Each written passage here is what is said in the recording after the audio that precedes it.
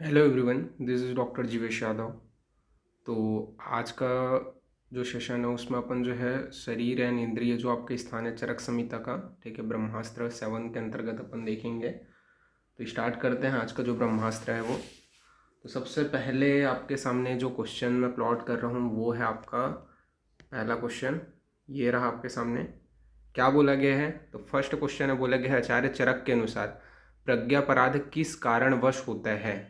आचार्य चरक के अनुसार प्रज्ञापराध किस कारणवश होता है।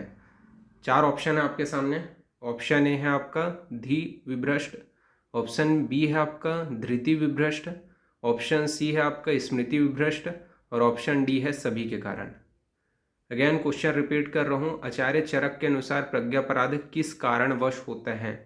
चार ऑप्शन है आपके पास। ऑप्शन ए है धी विभ्रष्ट, ऑप्शन बी है आपका धृति विभ्रष्ट, ऑप्शन सी है स्मृति विभ्रष्ट और ऑप्शन डी है सभी के कारण। फर्स्ट क्वेश्चन का आंसर आप लोगों को बताना है। और फाइनल आंसर मैं बता रहा हूँ, अपने अपने आंसर से मैच करना। तो आचार्य चरक के अनुसार प्रज्ञापराध किस कारणवश होता है, तो मेनली धी धृति और स्मृति तीनों के विभ्रष्ट होने से प्रज्ञापराध की उत्पत्ति होती है। तो क्या आ जाएगा आंसर आपका? डी, उपयुक्त सभी। नाउ नेक्स्ट क्वेश्चन की ओर अपन आगे बढ़ते हैं। तो नेक्स्ट क्वेश्चन आपके सामने ये रहा। क्या बोला गया है नेक्स्ट क्वेश्चन में? तो आचार्य चरक के अनुसार मन का नियमन किसके द्वारा किया जाता है। सेकंड नंबर का क्वेश्चन है, आचार्य चरक के अनुसार मन का नियमन किसके द्वारा किया जाता है। चार ऑप्शन आपके सामने मैंने प्लॉट कर दिए हैं। ऑप्शन ए है स्मृति, ऑप्शन बी है बुद्धि, ऑप्शन सी है धृति और ऑप्शन डी है सभी के द्वारा। देन क्वेश्चन में रिपीट कर रहा हूँ, आचार्य चरक के अनुसार मन का नियमन किसके द्वारा किया जाता है। ऑप्शन ए स्मृति, ऑप्शन बी बुद्धि, ऑप्शन सी धृति और ऑप्शन डी उपयुक्त सभी। नो फाइनल आंसर मैं बता रहा हूँ, आचार्य चरक के अनुसार मन का नियमन किसके द्वारा किया जाता है। फाइनल आंसर अपने अपना मैच कर लेना। तो धृति के द्वारा। आंसर क्या जाएगा? सी जाएगा आपका, सेकंड का सी। नो नेक्स्ट क्वेश्चन की ओर अपन आगे बढ़ते हैं। तो नेक्स्ट क्वेश्चन आपका थर्ड नंबर का क्वेश्चन है। यहाँ पे थर्ड नंबर के क्वेश्चन में आपका क्या बोला गया है? तो आचार्य चरक के अनुसार निम्नलिखित में से कौन से विकार के अंतर्गत नहीं आता है। तो आचार्य चरक के अनुसार निम्नलिखित में से कौन सा विकार के अंतर्गत नहीं आता है। चार ऑप्शन है आपके सामने में। ऑप्शन ए है आपका पंच बुद्धि इंद्रिय, ऑप्शन बी है आपका पंच कर्मेंद्रिय, ऑप्शन सी है आपका मन और पंच अर्थ, ऑप्शन डी है आपका बुद्धि अव्यक्त और अहंकार। अगेन थर्ड नंबर का क्वेश्चन अच्छे से आप लोग पढ़ो, फिर बताओ मेरे को कि कौन विकार के अंतर्गत नहीं आता है आचार्य चरक के अनुसार। तो फाइनल आंसर मैं बता रहा हूँ, अपने अपने आंसर से मैच करना। तो आचार्य चरक के अनुसार निम्न में से कौन सा विकार के अंतर्गत नहीं आता है? तो बुद्धि और अव्यक्त अहंकार, ये क्या है, विकार के अंतर्गत नहीं आता। डी आंसर जाएगा इसका, थर्ड का डी। नाउ नेक्स्ट क्वेश्चन की ओर अपन आगे बढ़ते हैं। तो नेक्स्ट क्वेश्चन आपके सामने फोर्थ नंबर का ये रहा। क्या बोला गया है?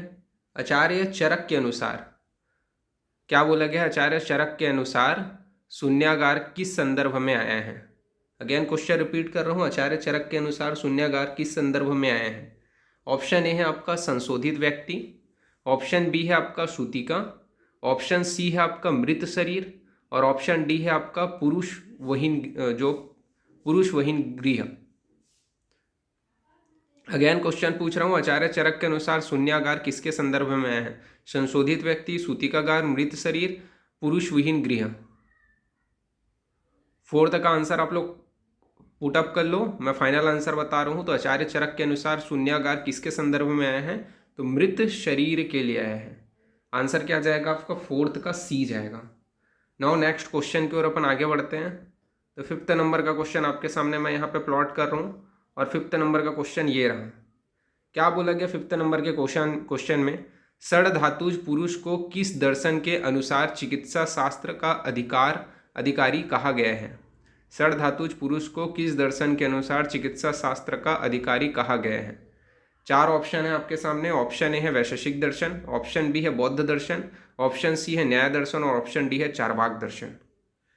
अगेन क्वेश्चन मैं रिपीट कर रहा हूँ, षड धातुज पुरुष को किस दर्शन के अनुसार चिकित्सा शास्त्र का अधिकारी कहा गया है? ऑप्शन ए है वैशेषिक दर्शन, ऑप्शन बी है बौद्ध दर्शन, ऑप्शन सी है न्याय दर्शन और ऑप्शन डी है चारवाक दर्शन। तो फिफ्थ का फाइनल आंसर मैं बता रहा हूँ, अपने अपने आंसर से मैच कर लेना। तो सर धातुज पुरुष को किस दर्शन के अनुसार चिकित्सा शास्त्र का अधिकारी कहा गया है? तो वैशेषिक दर्शन के अनुसार। ए आंसर जाएगा आपका। तो फिफ्थ का आपका ए। नाउ 6 नंबर के क्वेश्चन की ओर अपन आगे बढ़ते हैं। तो 6 नंबर का क्वेश्चन आपके सामने ये रहा। क्या बोला गया है? आचार्य चरक के अनुसार चिंत्य, विचार, उन्माद, ध्येय और संकल्प ये क्या है? आचार्य चरक के अनुसार चिंत्य, विचार, उन्माद, ध्येय और संकल्प ये क्या है? ऑप्शन ए है मन के लक्षण, ऑप्शन बी है मन के गुण, ऑप्शन सी है मन के विषय और ऑप्शन डी है मन के कर्म। 6 नंबर का क्वेश्चन का आंसर देंगे। आचार्य चरक के अनुसार चिंत्य, विचार, उन्माद, ध्येय और संकल्प ये क्या है? फाइनल आंसर मैं बता रहा हूँ, अपने अपने आंसर मैच करना। तो ये मेनली मन के विषय हैं, मन के विषय के अंतर्गत आते हैं। तो 6 का आपका सी आंसर जाएगा, मन के विषय। नाउ नेक्स्ट क्वेश्चन की ओर अपन आगे बढ़ते हैं। तो आपके सामने 7 नंबर का क्वेश्चन ये रहा। क्या पूछा गया है 7 नंबर के क्वेश्चन में? तो बोला गया है उपधा डैश का कारण है, उपधा डैश का कारण है। 4 ऑप्शन है आपके सामने। ऑप्शन ए है मोक्ष का, ऑप्शन बी है सुख का, ऑप्शन सी है दुख का और ऑप्शन डी है स्मृति का। अगेन 7 नंबर का क्वेश्चन अच्छे समझो। उपधा डैश का कारण है। ऑप्शन ए है मोक्ष का, ऑप्शन बी है सुख का, ऑप्शन सी है दुख का और ऑप्शन डी है स्मृति का। किसका कारण है? तो फाइनल आंसर मैं बता रहा हूं। तो उपधा डैश का कारण है, तो दुख का कारण है। 7th आंसर जाएगा आपका, सॉरी 7 का आपका सी आंसर जाएगा। तो उपधा दुख का कारण है, सी आंसर जाएगा 7 का। फिर नेक्स्ट क्वेश्चन आपके सामने मैं ला रहा हूं। नेक्स्ट क्वेश्चन है आपके सामने ये 8th नंबर का क्वेश्चन। आचार्य चरक के अनुसार रस से किसकी पुष्टि होती है? 8th नंबर का क्वेश्चन है। आचार्य चरक के अनुसार रस से किसकी पुष्टि होती है? 4 ऑप्शन है आपके सामने। ऑप्शन ए है शुक्र की, ऑप्शन बी है आर्तों की, ऑप्शन सी है महाभूतों की और ऑप्शन डी है सभी की। 8th नंबर का क्वेश्चन है। आचार्य चरक के अनुसार रस से किसकी पुष्टि होती है? ऑप्शन ए है शुक्र की, ऑप्शन बी है आर्तों की, ऑप्शन सी है महाभूतों की और ऑप्शन डी है सभी की। फाइनल आंसर मैं बता रहा हूँ, अपने अपने आंसर से मैच करना। तो आचार्य चरक के अनुसार रस से किसकी पुष्टि होती है? इजी क्वेश्चन है, ज़्यादा टाइम अपन इसमें नहीं लगाएंगे। तो महाभूतों की। तो आपका 8th का आपका सी आंसर जाएगा। नाउ नेक्स्ट क्वेश्चन की ओर अपन आगे बढ़ते हैं। नेक्स्ट क्वेश्चन आपके सामने 9th नंबर का ये रहा। 9th नंबर के क्वेश्चन में क्या पूछा गया है? तो आचार्य चरक के अनुसार गर्भाशय में गए शुक्र और आर्तव का वायु द्वारा अधिक विभाग में करना किस पर निर्भर करता है? अगेन क्वेश्चन समझो 9th नंबर का। आचार्य चरक के अनुसार गर्भाशय में गए शुक्र और आर्तव का वायु द्वारा अधिक विभागों में करना किस पर निर्भर करता है? 9th नंबर का एक क्वेश्चन है। 4 ऑप्शन है आपके सामने। ऑप्शन ए है माता के आहार पर, ऑप्शन बी है योनि पर, ऑप्शन सी है माता की मानसिक अवस्था पर और ऑप्शन डी है पूर्व जन्म के कर्म पर। 9th नंबर का क्वेश्चन। आचार्य चरक के अनुसार गर्भाशय में गए शुक्र और आर्तव का वायु द्वारा अधिक विभागों में करना किस पर निर्भर करता है? माता के आहार पर, योनि पर, माता की मानसिक अवस्था पर, पूर्व जन्म के कर्म पर।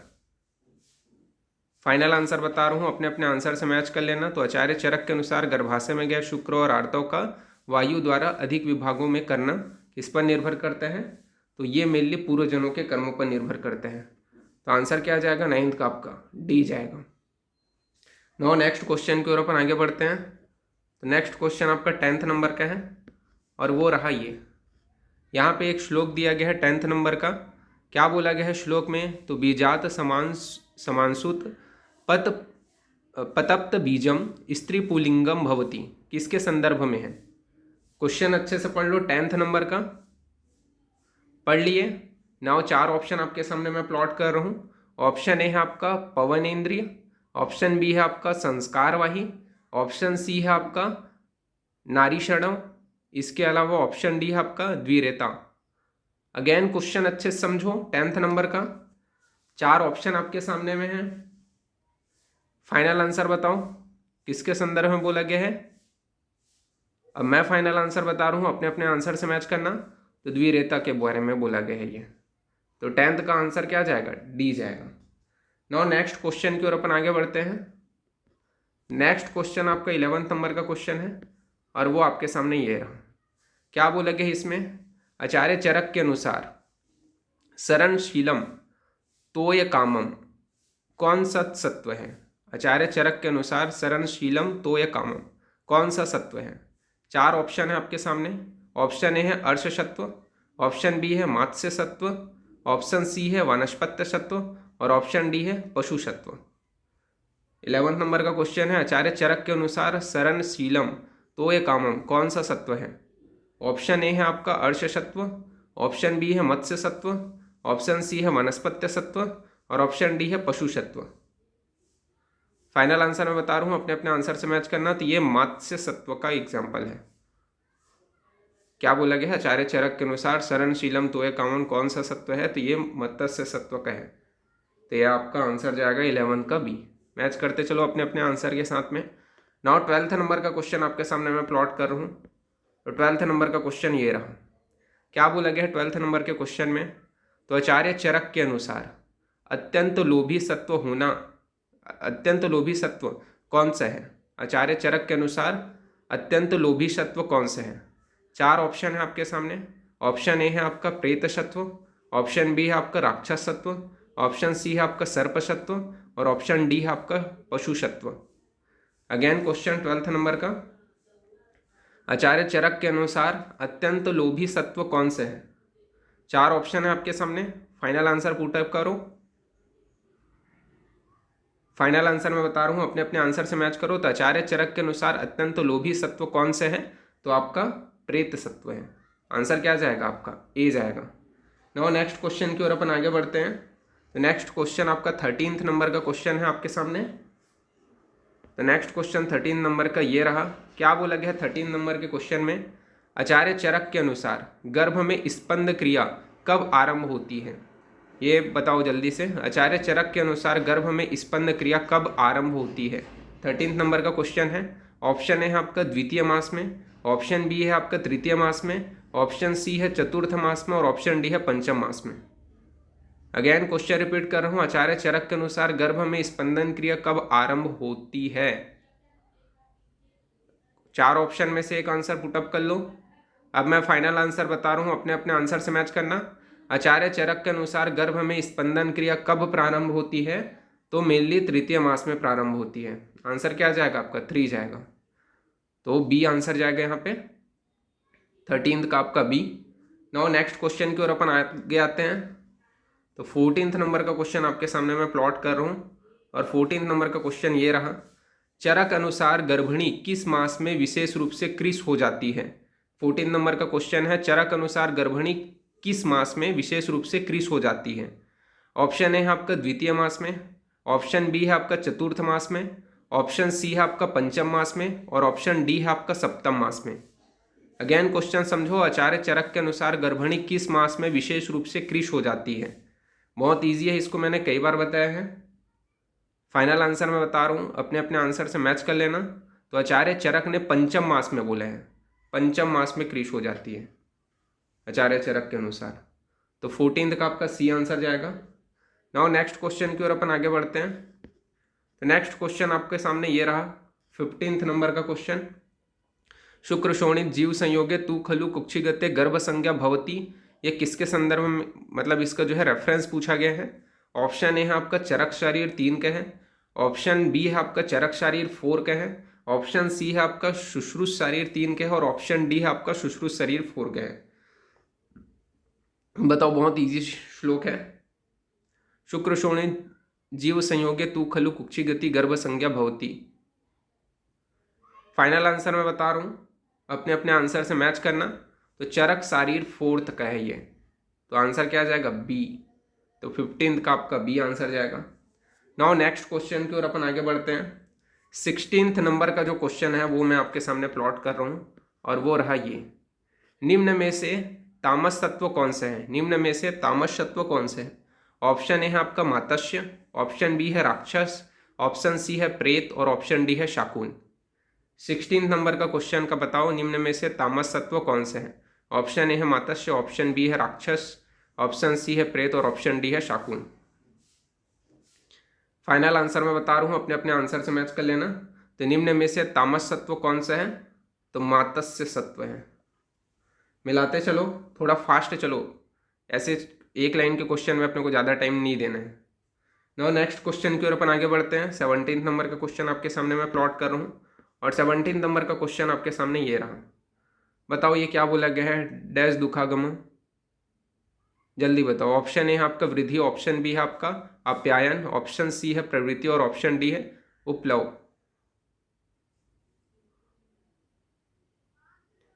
फाइनल आंसर बता रहा हूं, तो मेनली उपप्लव के वजह से दुखागमन होता है, तो आपका आंसर जाएगा डी, 17 का डी। नाउ 18 नंबर के क्वेश्चन की ओर अपन आगे बढ़ते हैं। 18 नंबर का क्वेश्चन जो है आपके सामने यहाँ पे बोला भी गया है, उपप्लव का अर्थ होता है दुख की प्राप्ति। नाउ 18 नंबर का क्वेश्चन आपके सामने ये रहा। आचार्य चरक के अनुसार मन, वचन और शरीर जन्य जो कर्म मोक्ष के साधक नहीं है, उन्हें क्या संज्ञा दी गई है?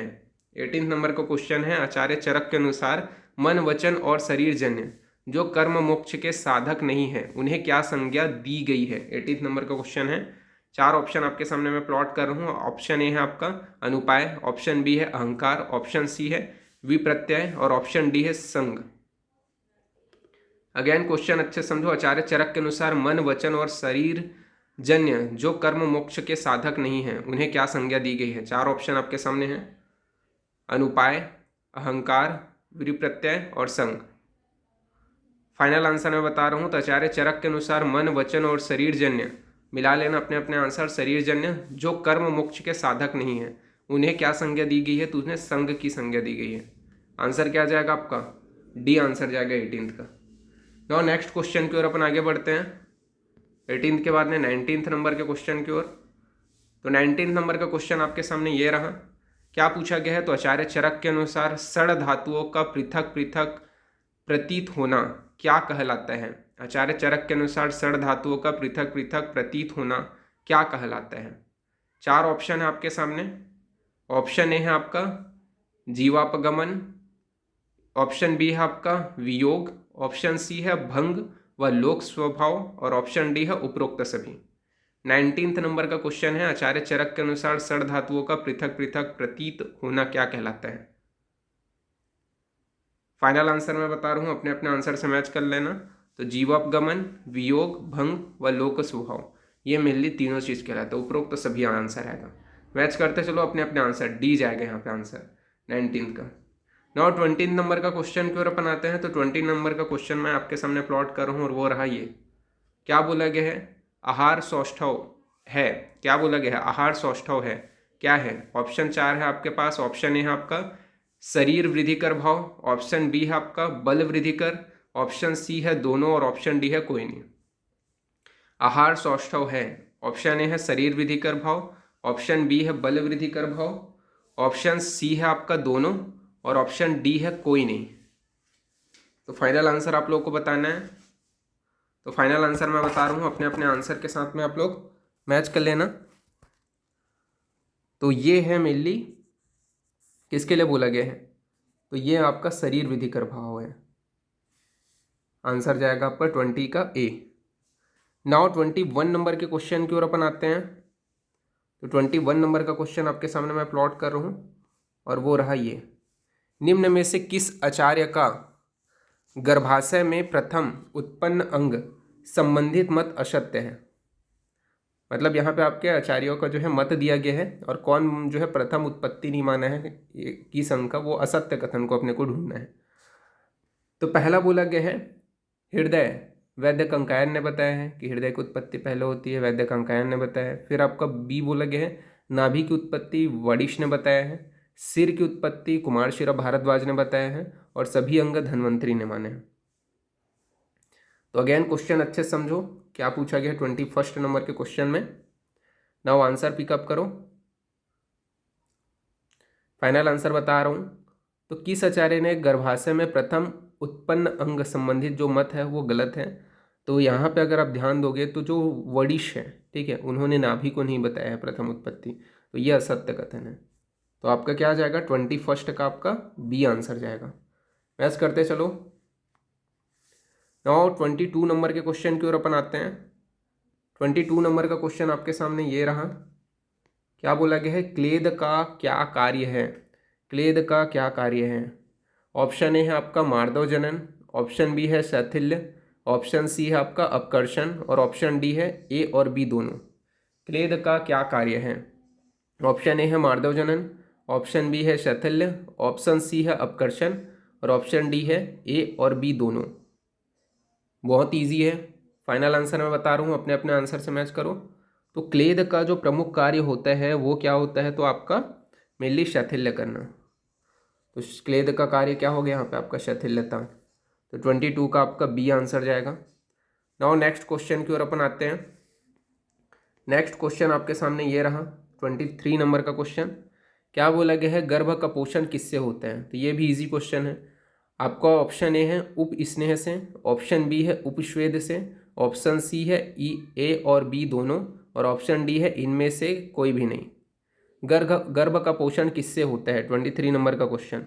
उप स्नेह, उपस्वेद, ए और बी दोनों या इनमें से कोई भी नहीं। फाइनल आंसर मैं बता रहा हूँ। तो गर्भ का जो पोषण होता है वो किससे होता है, तो उपस्नेह व उपस्वेद दोनों से होते हैं। तो ए और बी दोनों आएगा यहाँ पे, सी आंसर जाएगा यहाँ पे 23 का। नाउ 24 नंबर के क्वेश्चन की ओर अपन आते हैं। तो 24 नंबर का क्वेश्चन ये रहा, आहार परिणाम कर भावों की संख्या कितनी है। आहार परिणाम कर जो भाव हैं वो कितने हैं। ऑप्शन ए है 4, ऑप्शन बी है 6, ऑप्शन सी है 7 और ऑप्शन डी है आपका 5th। बहुत इजी है, इसको मैंने पहले भी आप लोगों को बताया है।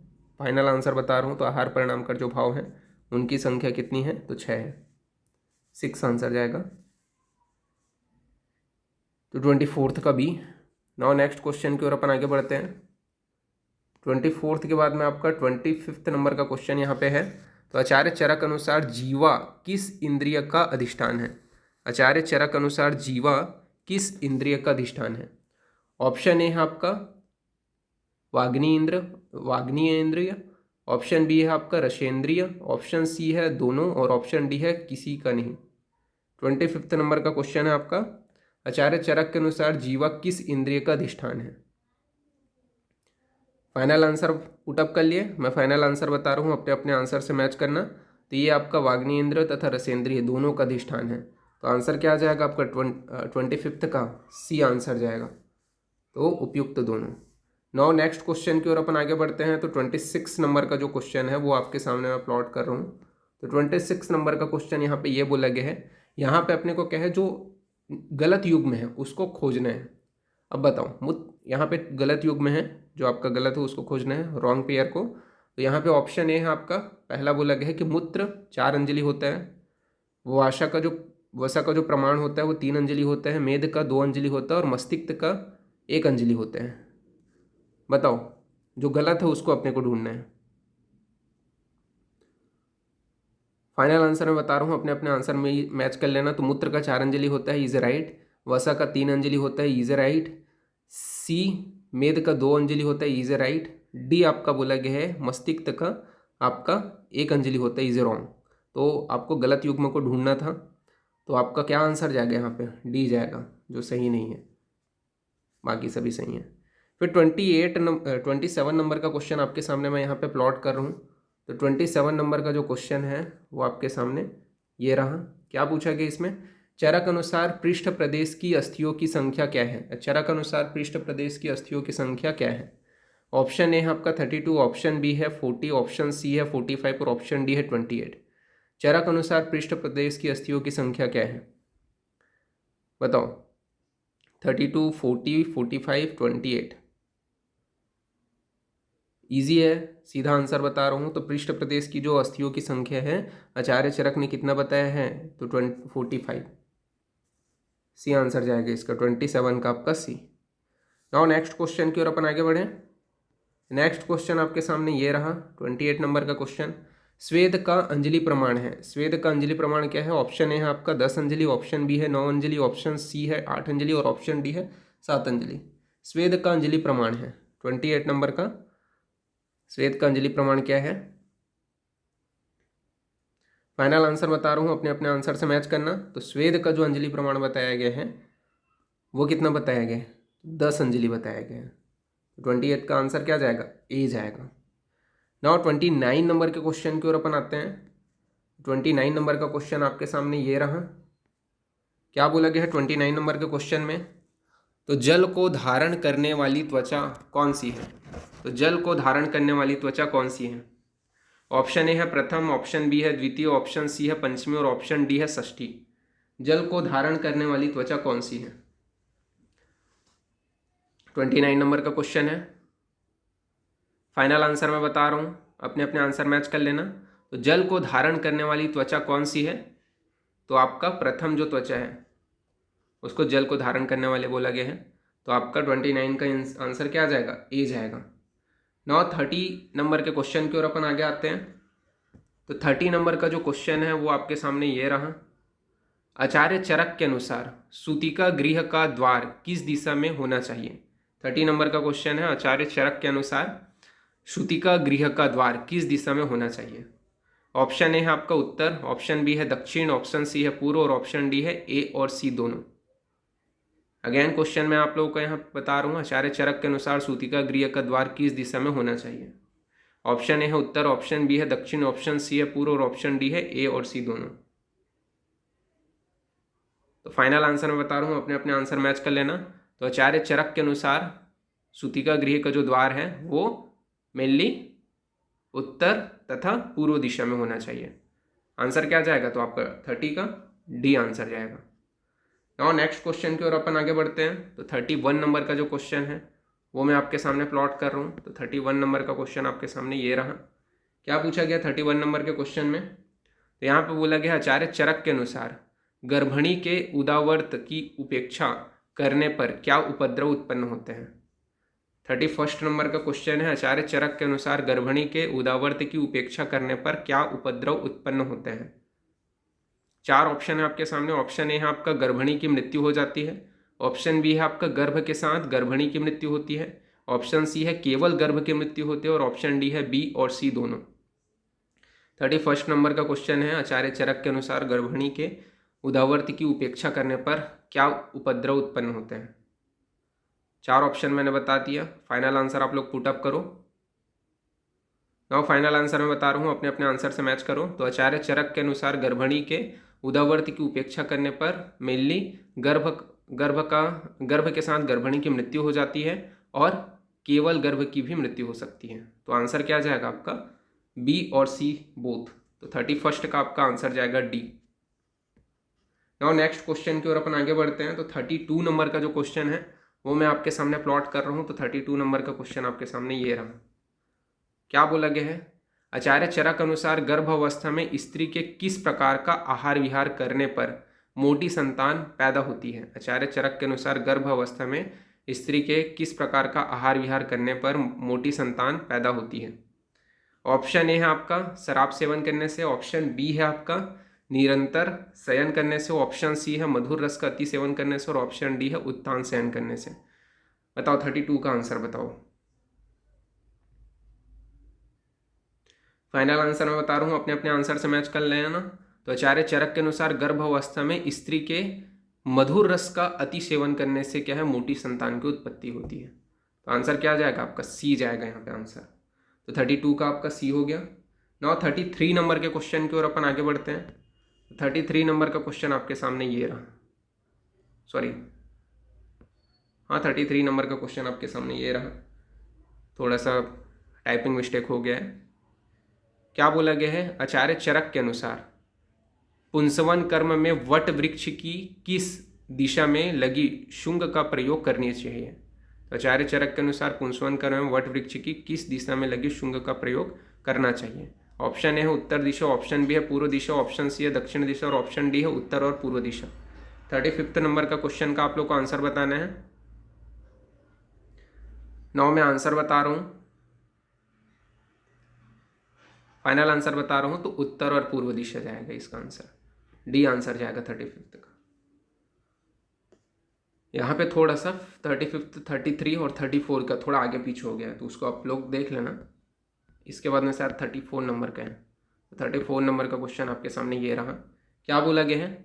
आचार्य चरक के अनुसार पुंसवन कर्म में किसका पान पुष्प नक्षत्र में कराना चाहिए? आचार्य चरक के अनुसार पुंसवन कर्म में किसका पान पुष्प नक्षत्र में कराना चाहिए? ऑप्शन ए है आपका कुर्डिय कीटक, ऑप्शन बी है आपका सफरी मछली, ऑप्शन सी है चिलचिम मछली और ऑप्शन डी है ए और बी दोनों। क्वेश्चन अच्छा समझो 34 नंबर का। नाउ फाइनल आंसर पुटअप करो। अब मैं फाइनल आंसर बता रहा हूँ। तो पुंसवन कर्म में मेनली क्या है? कुट्य कीटक और आपका सफरी मछली, दोनों का जो है पुष्प नक्षत्र में पान कराना चाहिए, ये चीज़ बोला गया है। तो 34 का आंसर क्या जाएगा आपका?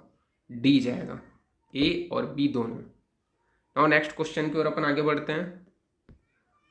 तो यहाँ पे आपका जो है नेक्स्ट क्वेश्चन ये रहा, जैसे मैंने बोला था 35 30, ये थोड़ा आगे पीछे हो गया है। तो 33 नंबर का क्वेश्चन है यहाँ पे। आचार्य चरक के अनुसार गर्भावस्था में स्त्री के निरंतर उत्तान शयन करने से गर्भस्थ बालक में क्या विकृति आती है? आचार्य चरक के अनुसार गर्भ अवस्था में स्त्री के निरंतर उत्तान शयन करने से गर्भस्थ बालक में क्या विकृति आती है? ऑप्शन ए है आपका अपस्मार रोग होता है, ऑप्शन बी है आपका अल्पायु हो जाता है, ऑप्शन सी है आपका नाभि आश्रित नाड़ी द्वारा कंठ का बाधन जो है, कंठ का जो है बंध जाना, इसके अलावा आपका बाधन जाना, इसके अलावा आपका सी बोला गया है नेत्र रोग होता। 33 नंबर के क्वेश्चन का आंसर बताइए। तो फाइनल आंसर मैं बता रहा हूँ, अपने अपने आंसर से मैच कर लेना। तो आचार्य चरक के अनुसार गर्भावस्था में स्त्री के निरंतर उत्तान शयन करने से गर्भस्थ बालक में क्या विकृति आती है? तो नाभि आश्रित नाड़ी द्वारा कंठ का बाधन, उसका मतलब बंध जाता है। तो सी आंसर जाएगा 33 का। नाउ नेक्स्ट क्वेश्चन की ओर अपन आगे बढ़ते हैं। तो नेक्स्ट क्वेश्चन आपके सामने ये रहा 36 नंबर का क्वेश्चन। आचार्य चरक अनुसार पुत्रेष्ठी यज्ञ के पश्चात कितने दिन तक स्त्री पुरुष को सहवास, मतलब स्त्री पुरुष को सहवास करना चाहिए? तो बताइए। ऑप्शन ए है 3 डेज, ऑप्शन बी है 5 डेज, ऑप्शन सी है 7 डेज और ऑप्शन डी है 8 डेज। तो ये भी ईजी है, फाइनल आंसर मैं बता रहा हूँ। तो 8 डेज बोला गया है पुत्रेष्ठी यज्ञ के पश्चात, डी आंसर जाएगा इसका 36 का। नाउ 37 नंबर के क्वेश्चन की ओर अपन आगे बढ़ते हैं। 37 नंबर का क्वेश्चन आपके सामने ये रहा। क्या पूछा गया 37 नंबर के क्वेश्चन में? तो जाति सूत्री अध्याय में बालक की किस वय तक रक्षा करने का विधान है? ये चरक का क्वेश्चन, बताइए कब तक जो है विधान है? तो ऑप्शन ए है 6 माह तक, ऑप्शन बी है 1 वर्ष तक, ऑप्शन सी है 2 वर्ष तक और ऑप्शन डी है युवावस्था तक। तो ये भी बहुत ईजी क्वेश्चन है। फाइनल आंसर मैं बता रहा हूँ, अपना अपना आंसर मैच कर लेना। तो युवावस्था तक बोला गया है, प्यूबर्टी तक। तो यहाँ पे डी आंसर जाएगा 37 का। 37 के बाद में 38 नंबर के क्वेश्चन की ओर अपन आते हैं। तो 38 नंबर का क्वेश्चन आपके सामने ये रहा कि किसकी चिकित्सा में किसका प्रयोग किया जाता है? 38 नंबर का क्वेश्चन है कि किसकी चिकित्सा में किसका प्रयोग किया जाता है? ऑप्शन ए है चंदन, ऑप्शन बी है कोलोदक, ऑप्शन सी है मृणाल और ऑप्शन डी है उपरोक्त सभी। कि किसकी चिकित्सा में किसका प्रयोग किया जाता है? चंदन, कोलोदक, मृणाल, उपरोक्त सभी। तो 38 का फाइनल आंसर मैं बता रहा हूँ, अपने अपने आंसर से मैच कर लेना। तो कि किसकी चिकित्सा में किसका प्रयोग किया जाता है? चंदन, कुलोदक और मृणाल, तीनों का प्रयोग किया जाता है। तो क्या आंसर जाएगा 38 का? उपयुक्त सभी जाएगा, डी आंसर जाएगा।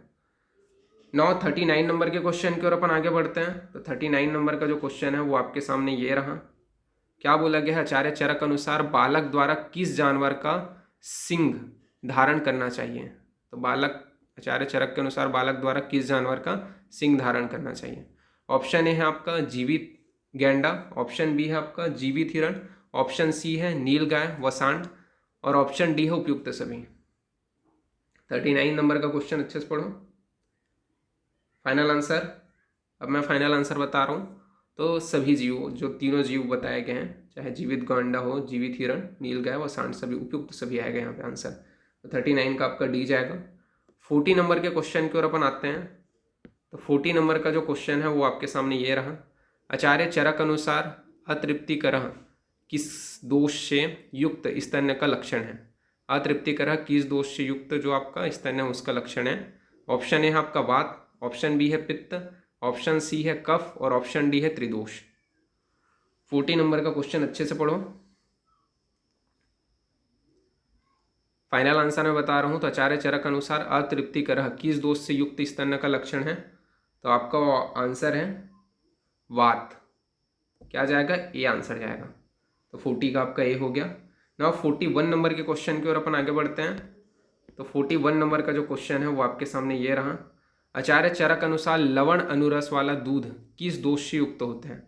41 नंबर का क्वेश्चन है। आचार्य चरक अनुसार लवण अनुरस वाला दूध किस दोष से युक्त होते हैं? ऑप्शन ए है आपका वात दोष, ऑप्शन बी है पित्त दोष, ऑप्शन सी है कफ दोष और ऑप्शन डी है त्रिदोष। अच्छे से पढ़ो क्वेश्चन 41 नंबर का। नाउ 4 ऑप्शन है। तो फाइनल आंसर मैं बता रहा हूँ। तो आचार्य चरक अनुसार लवण अनुरस वाला दूध किस दोष से युक्त होते हैं? तो आपका कफ दोष से युक्त होते हैं। आंसर क्या जाएगा? आपका सी जाएगा। तो 41 का आपका सी। नाउ 42 नंबर के क्वेश्चन की ओर अपन आते हैं। तो 42 नंबर का क्वेश्चन आपके सामने ये रहा। क्या बोला गया है? आचार्य चरक अनुसार क्षितिजलम वीय तेजो वायु विष्णु प्रजापति, इस मंत्र का उच्चारण किस अवस्था में करना चाहिए? बताओ। ऑप्शन ए है आपका गर्भ स्थित होने पर, ऑप्शन बी है नवम मास आरंभ होने पर, ऑप्शन सी है गर्भ के वस्ती सिर को पकड़ने पर और ऑप्शन डी है गर्भ पैदा हो जाने पर। 42 नंबर का क्वेश्चन है आपका, देख लो। तो फाइनल आंसर मैं बता रहा हूँ, अपने अपने आंसर से मैच करना।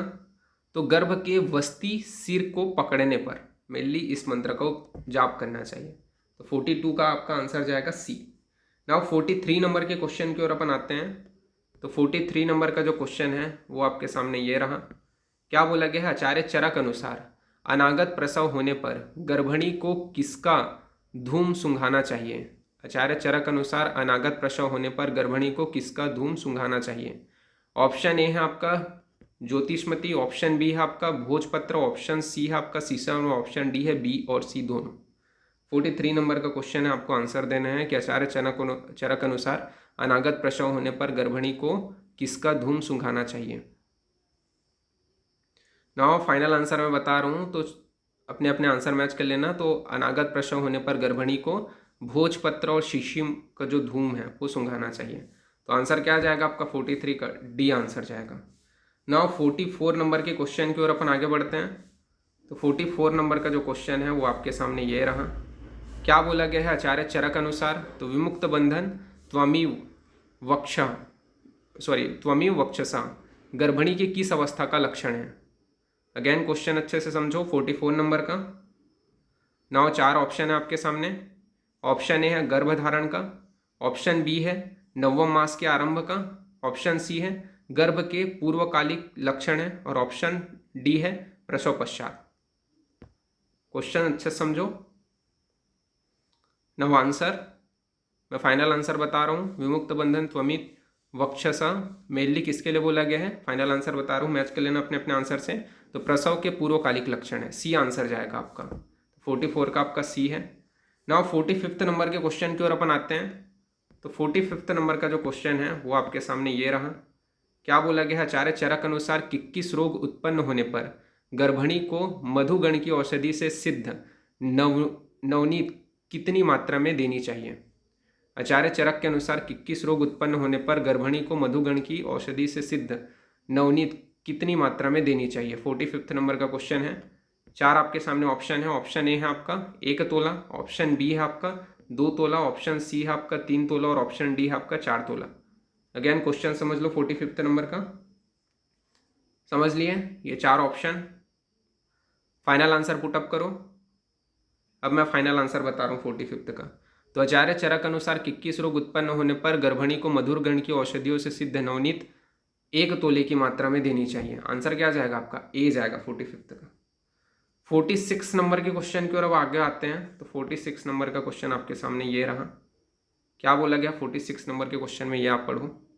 क्या बोला गया है? तो आचार्य चरक अनुसार आम गर्भ स्त्री के गर्भशल्य निकाले जाने के बाद गर्भाशय की शुद्धि के लिए एवं वेदना भुलाने के लिए स्त्री को क्या पान करवाना चाहिए?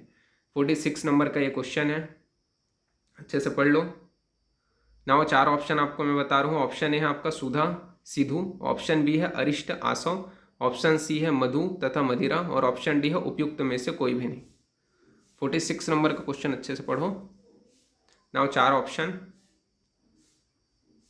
फाइनल आंसर मैं बता रहा हूँ, अपने अपने आंसर से मैच कर लेना। तो उपयुक्त में से कोई भी अपन जो है प्रयोग नहीं करते, तो डी आंसर जाएगा यहाँ पे। 47 नंबर का क्वेश्चन यहाँ पे आपके सामने मैं प्लॉट कर रहा हूँ। 47 नंबर का क्वेश्चन यहाँ पे दिया गया है। क्या बोला गया है? आचार्य चरक अनुसार 8वें मास की गर्भिणी का जो उदावर्तन अनुवासन साध्य न हो उसकी चिकित्सा किस प्रकार करनी चाहिए? क्वेश्चन अच्छे समझो, पहले समझ लिए। अब 4 ऑप्शन आपके सामने मैं प्लॉट कर रहा हूँ। ऑप्शन ए है आपका निरुअस्थि देना चाहिए, निरुअस्थि द्वारा। ऑप्शन बी है वमन के द्वारा, ऑप्शन सी है विरेचन के द्वारा, ऑप्शन डी है सभी के द्वारा। अगेन क्वेश्चन अच्छे समझो, 47 नंबर का 4 ऑप्शन, फाइनल आंसर मैं दे रहा हूं। तो निरुअस्थि द्वारा आंसर जाएगा आपका ए 47 का। नाउ 48 नंबर के क्वेश्चन की ओर अपन आते हैं। तो 48 नंबर का क्वेश्चन जो है वो आपके सामने ये रहा। क्या बोला गया है? तो 48 नंबर के क्वेश्चन में बोला गया है आचार्य चरक अनुसार उपविष्टक रोग की संप्राप्ति में मुख्य निदान क्या है? 48 क्वेश्चन में बोला गया है चरक अनुसार उपविष्टक रोग की संप्राप्ति में मुख्य निदान क्या है? ऑप्शन ए आपका बोला गया है उष्ण तीक्ष्ण द्रव का अति प्रयोग, ऑप्शन बी बोला गया है वात प्रकोपक आहार, ऑप्शन सी बोला गया है कफ प्रकोपक आहार और ऑप्शन डी बोला गया है उपयुक्त सभी। 48 नंबर का क्वेश्चन, आचार्य चरक अनुसार उपविष्टक रोग की संप्राप्ति में प्रमुख निदान क्या है? तो फाइनल आंसर मैं बता रहा हूँ, अपने अपने आंसर से मैच कर लेना। तो 48 में जो आपका बोला गया है उपविष्टक रोग की संप्राप्ति में मुख्य निदान क्या है? तो उष्ण और तीक्ष्ण द्रव का अति प्रयोग। आंसर क्या जाएगा? 48 का ए आंसर जाएगा। नाउ आज का जो है सेकंड लास्ट नंबर का जो क्वेश्चन है वो अपन यहाँ पे मैं प्लॉट कर रहा हूँ, यानी कि 49 नंबर का जो क्वेश्चन है वो। तो 49 नंबर का जो क्वेश्चन है वो आपके सामने ये रहा। क्या बोला गया है? आचार्य चरक अनुसार गर्भिणी के चतुर्थ से 8वें मास तक रजस्राव होने पर किस घृत का लेप नाभि पर करने को कहा गया है? 49 नंबर का क्वेश्चन अच्छे से समझो, समझ लिए। नाउ 4 ऑप्शन आपके सामने, ब्राह्मी घृत, ऑप्शन बी है आपका 100 या 1000 बार जल से जो आपका धोया गया घृत है, ऑप्शन सी है आपका त्रिफला घृत और ऑप्शन डी है आपका तगर घृत। अगेन क्वेश्चन अच्छे से समझो, फाइनल आंसर आप पुटअप करो। फाइनल आंसर मैं बता रहा हूं, तो आपका 100 या 1000 बार जल से धोया गया घृत, सदो घृत, इसका अपन प्रयोग करते हैं। तो बी आंसर जाएगा आपका 49 का। नाउ आज का लास्ट क्वेश्चन अपन लोग यहाँ पे देखते हैं। तो 50 नंबर का क्वेश्चन है आचार्य चरक अनुसार किस मास तक गर्भ सारहीन रहता है? आचार्य चरक अनुसार किस मास तक गर्भ सारहीन रहता है? ऑप्शन ए है 1 मास तक, ऑप्शन बी है द्वितीय मास तक, ऑप्शन सी है तृतीय मास तक और ऑप्शन डी है चतुर्थ मास तक। 50 नंबर का क्वेश्चन, जल्दी आंसर बताओ, सारहीन कब तक रहता है? फाइनल आंसर मैं बता रहा हूँ, अपने अपने आंसर से मैच कर लेना। तो ये तृतीय मास तक रहता है, तो आंसर क्या जाएगा आपका? सी जाएगा 50 का। नाउ यहाँ पे अपन लोगों ने ब्रह्मास्त्र का 7 पार्ट कंप्लीट किया। अब इसके बाद में अपन नेक्स्ट क्लास में देखेंगे। ओके, जितना भी नंबरिंग हो रहा है आप लोगों का, जब भी ग्रुप एबल करता हूँ भेजा करो, तभी आप लोगों को पता चलेगा। ओके, ठीक है, तो फिर थैंक यू क्लास।